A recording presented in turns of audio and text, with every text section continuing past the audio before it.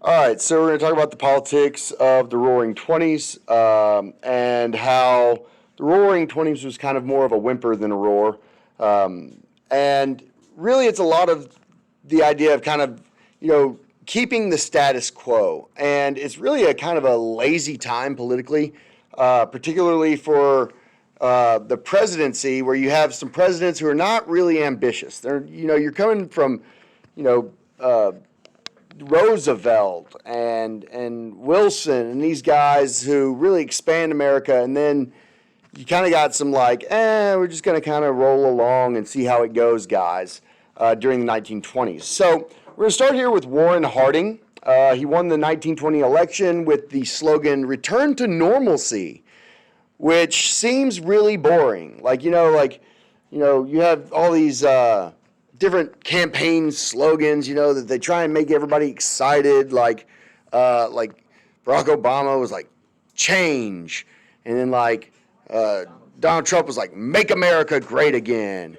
and then you have like Joe Biden who was like sugar hamada, and then come on, man, and but so a campaign slogan that is as fun as return to normal seems not very exciting, but at the same time, you have to remember that they're coming out of World War I and the Spanish flu. So having this guy who's coming in and being like, hey guys, we're just going to get back to like level.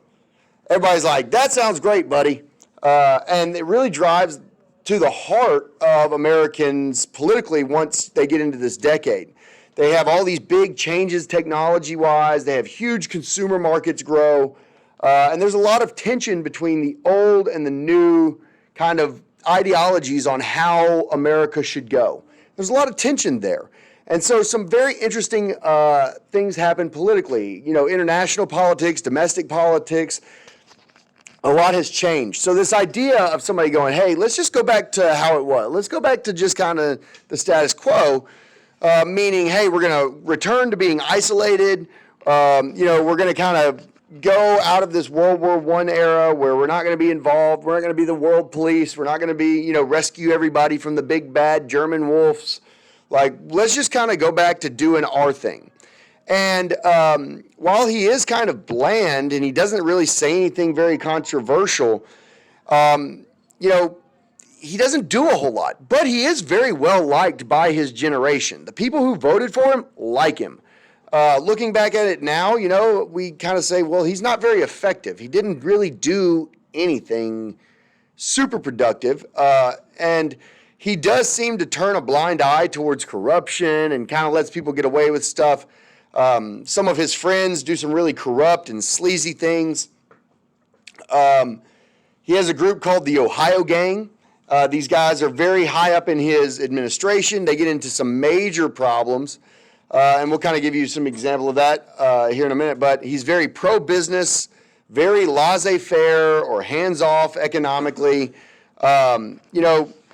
He's just kind of,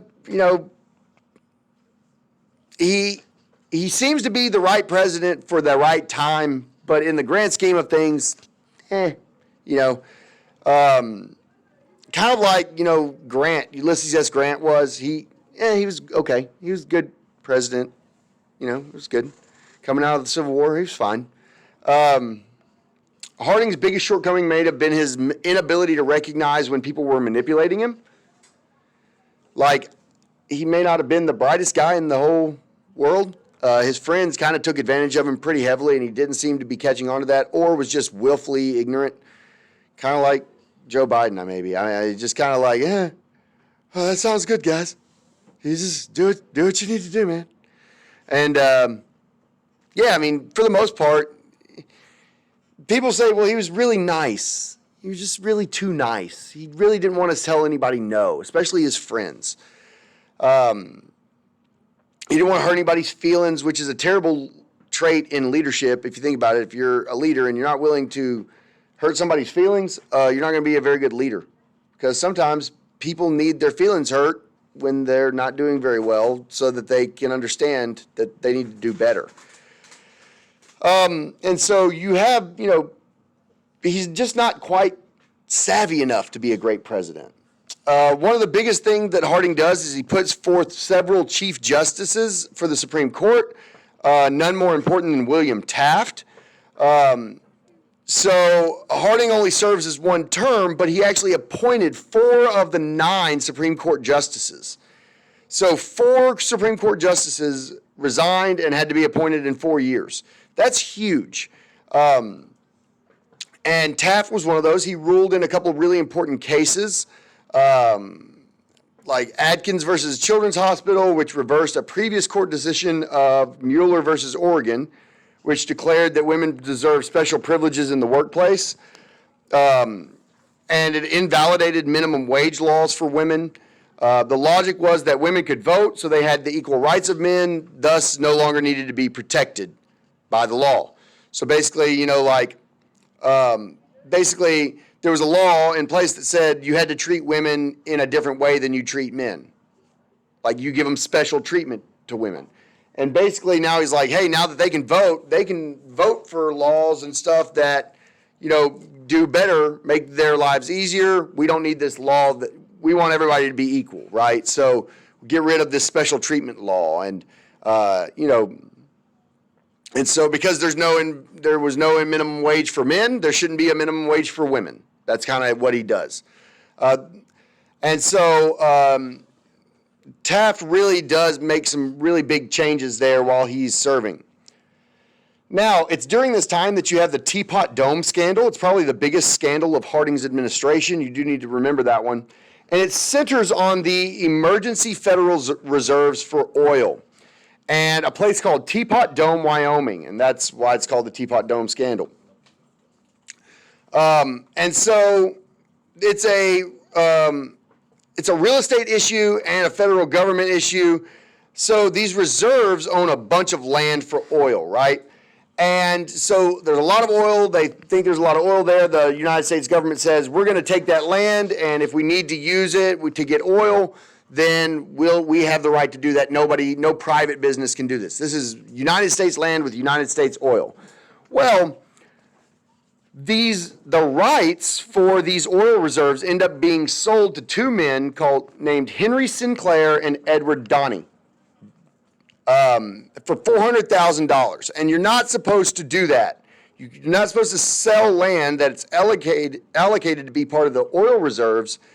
And it's a very troubling event because they're taking national resources for personal gain. So they're basically being allowed to drill on federal land for private gain, not to help the United States. The Secretary of the Interior, Albert Fall, sells them rights to drill on federal land and puts the money in his own bank account. Yeah, so he sells them federal oil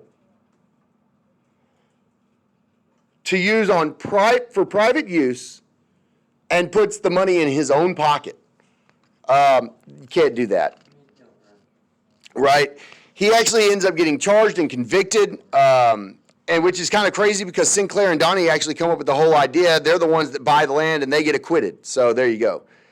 And because they're not convicted, it really kind of undermines the people's faiths in the court system when it comes to business. And people start saying like the phrase like you can't put $1 million in jail, right?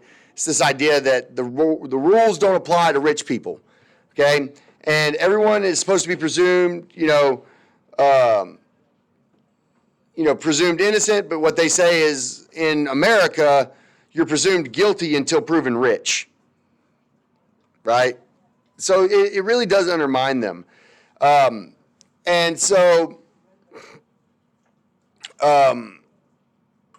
the Teapot Dome scandal, it's a major crisis for the judicial system. And of course, it's unhealthy thing for America because it scars the minds of the citizens in regard to whether they can trust the justice system. We also have really good political cartoons coming out of the White House, or coming out of this time, it says White House Highway. You have the oil scandal with a teapot here, and it's running over these 2 fellas here, which is kind of funny. and it just kind of shows that this is at the forefront of American minds here. The next real event is Harding is going to fall ill in July of 1923. Just after he'd gone to Alaska, he dies in August. So his vice president, Calvin Coolidge, is sworn in. And so Coolidge, he's not a big personality either. Most presidents, as we know, are kind of larger than life, right? Big personalities, big, look at me guys to a lot of extent because they're the most powerful politician in the world, right? I mean, Donald Trump took the cake. I mean, I don't think there's ever been a more look at me president than Donald Trump. But, I mean, he wasn't the only one. I mean, Bill Clinton, when he was president and y'all were not even alive, he's running for re-election. He goes on the Jay Leno show and plays the saxophone so that people, can, he's look at me, look at how cool I am and how down to earth I am, right? And so he's kind of, he doesn't really have much charisma. In fact, his nickname was Silent Cal. He just didn't say much. And so he's very pro-business, much like Harding. Very just kind of like, we're just going to keep the boat floating, right? Now, Coolidge is a proponent of what we refer to as trickle-down economics. Now, trickle-down economics is a system in which you basically say if we allow the top of businesses to make a lot of money and lower their taxes and rich people, they will invest that money in their business, which means that people will get paid more and that will trickle down, and that if businesses invest more in their business and pay higher wages, then those people will have more money to spend on more goods, which will put more money into the hands of business people, which will invest more in their business and raise wages, and that slowly this idea of if you let the rich people just get richer, everybody will benefit from that. And that's kind of how it works. He is very much a proponent of that. He makes some really controversial reforms, but William Taft is going to actually go in and overturn some of that as a justice. He comes in and overturns several reforms that had taken place. Then in 1927, you have a major flood in Mississippi. It ruins hundreds of thousands of acres of farmland. The farmers are like, what are we going to do? We're already broke. We need relief. Coolidge comes in and says, we're not going to help you out. Today we have like FEMA and all that stuff where if a natural disaster comes in and you can apply for crop relief and all this stuff, get relief. It's not your fault. It's an act of God, right? He was back basically on the opposite side of that and was like, well, it's an act of God. It's not the government's fault. We're not paying for it, right? That made a lot of regular people very upset. And so he rejected appeals for that. He says it's not something the government can control. And so that's not really a good look for him. People are like, we should probably help those Mississippi farmers. They're important too. But he says, no, that's a state issue. It's not a federal issue. If the states want states' rights, then the states should have to deal with the negative side of dealing with their own people and their own problems. You can make the argument of that, but I would strongly make the argument that, if we pay so much in federal taxes, that the federal government's responsible to help us as well. And so they do end up with a countermeasure, which is the Flood Control Act just a year later as a reaction to his statement. Congress ends up passing this in 1928, which included a $325 billion levee project to try and keep this from happening again. A lot of the levees throughout the South kind of got their start and were built with a lot of this money. I mean, you're talking about in the 20s, $325 billion being devoted to putting levees up all throughout the South on the Mississippi River. And if you think about how many Mississippi River levees you've driven across and stuff, like, money well spent. So overall, it kind of works out, but there's still going to be an issue with farmers because farmers, their prices are going to continue to fall. and Coolidge is going to, so as they fall, they have domestic and international sales are dropping. They say, hey, we need some help. We need some federal assistance. We need, crop assistance. And Coolidge goes, not a problem. He says, if the federal government starts paying people to not grow crops or to paying people to be bad farmers, then the federal government is way overstepping. It's a type of bureaucratic tyranny, he said. And so Congress actually passes something to help him out, and he vetoes it. So he's not popular with, like, the workers. And so, again, he's trying to, in his own way, he's trying to say there should be smaller government. This government shouldn't just step in and help everybody all the time. We shouldn't just step in and take over things because people are bad at it, which, again, you can make an argument there. But when people are really hurting, they need help, okay? Again, that's kind of what we cover here. So, brings us to the 1924 election. Republicans are like, I like this guy, Calvin Coolidge. He's cool. And Democrats run a New York lawyer called John Davis. Since you've never heard of President John Davis, clearly Calvin Coolidge kicks the crap out of him. It's a landslide victory for the Republicans because they're actually in blue on this map. Look at this. Democrats, every former Confederate state voted Democrat. Remember, what's going on right here in 1924? What did you just say? Bro, I hope this microphone didn't catch that. Why did every state down here vote overwhelmingly Democrat? Who would have typically voted Republican in the South? And why did they not?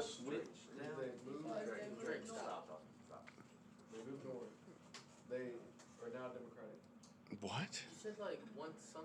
Jim Crow laws. They can't vote, right? Segregated South. They can't vote. And so at this point, we have some economic weakness, and the first sign of trouble comes up, and that's going to lead us into our next module, the Great Depression and stuff like that, and it's going to be very interesting to talk about. Well, one of the hints of things to come is the railroads. They're being extremely poorly managed, and a lot of problems coming up, workers' rights, ticket prices, and again, they're such a vital artery for the lifeblood of travel and commerce. And there's more cars and more railroads than ever before. Everything is being transported by trains. And it's kind of crazy, but now at this point you're getting trucks and cargo planes. And the railroads have been so heavily invested in by the government that if the railroads start to lose profit, the government is so tied in them that it's going, and the banks are so tied in railroad investment that when you start moving stuff by semi-truck and by semi-truck and by plane, the railroads are going to start losing profit. And when the railroads start losing profit, and they have all these outstanding loans from being the lifeblood for the last, 50, 60 years, and they've continued to build and continued to invest. And guess what? All of a sudden, they're going to lose profits, and they're going to start defaulting on loans, and they're also not doing a good job running their businesses. Not going to go well. The coal industry is starting to fall apart because they're being replaced by petroleum, right? For heating and lighting, right? Like all of these things they are greatly changing. Farmers face decline in export prices, and there's a huge disparity between the income of middle class and upper class people and the lower class. And that's going to really take a big hit and be a warning sign of just how much of a disparity there is economically, and if stuff starts to fall apart, it's going to go bad. 1928, the Democrats are going to run a guy named Al Smith. He is the governor of New York, very popular, but he's a Catholic. And he is the first Roman Catholic to actually run for president of the two major political parties. And he's going to run against the Secretary of Commerce, a guy named Herbert Hoover, who the Republicans choose. Now, Herbert Hoover, he's a Protestant and a Midwesterner. He's a self-made man. He kind of fits into this American ideology of the American dream. And religion is going to become a big part of this. People are still at this time, Jews and Catholics are very not accepted in, the Protestant America. And so it really becomes a campaign against his religion, which is insane. And so at any rate, Herbert Hoover is going to end up winning. Even the South doesn't vote for Smith. It's one of the greatest landslides ever, okay? And you have to understand, remember, even in the South, they don't want to vote for him. And you have to know why.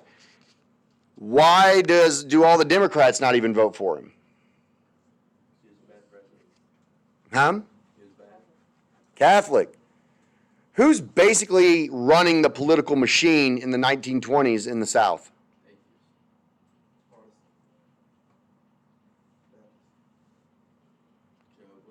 We talked about them in the last lecture. Remember, they grew to be like 5 million strong.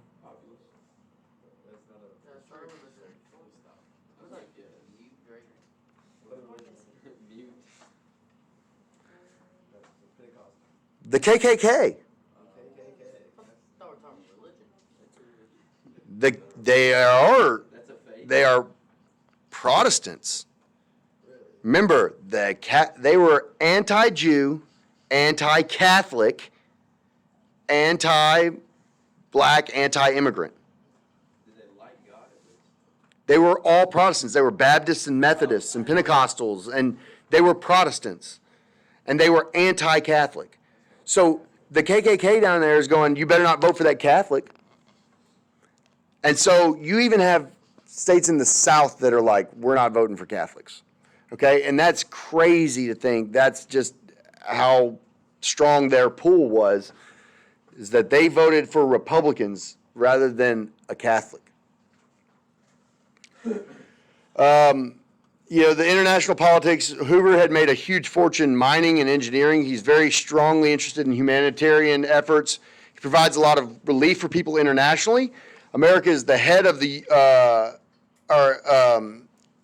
also, the head of the World War I effort to kind of bring food to people. And,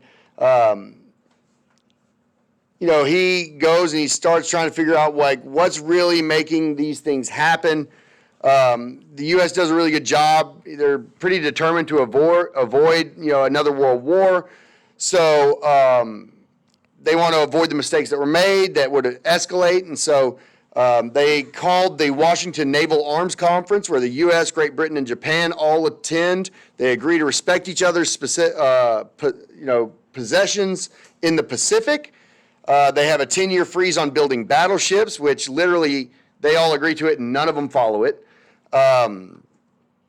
And basically, they're trying to put an end to this naval arms race that they can see happening. Then you have the Kellogg-Briand Pact, which 62 nations agree to outlaw war. Yeah, okay. Yeah, that's great. We all agree. We're not going to go to war. And everybody's like, yeah, we're not going to war. Yeah, we agree. Yes, war is bad. Shake hands. And then we're like, they all go home and they're like, we might go to war.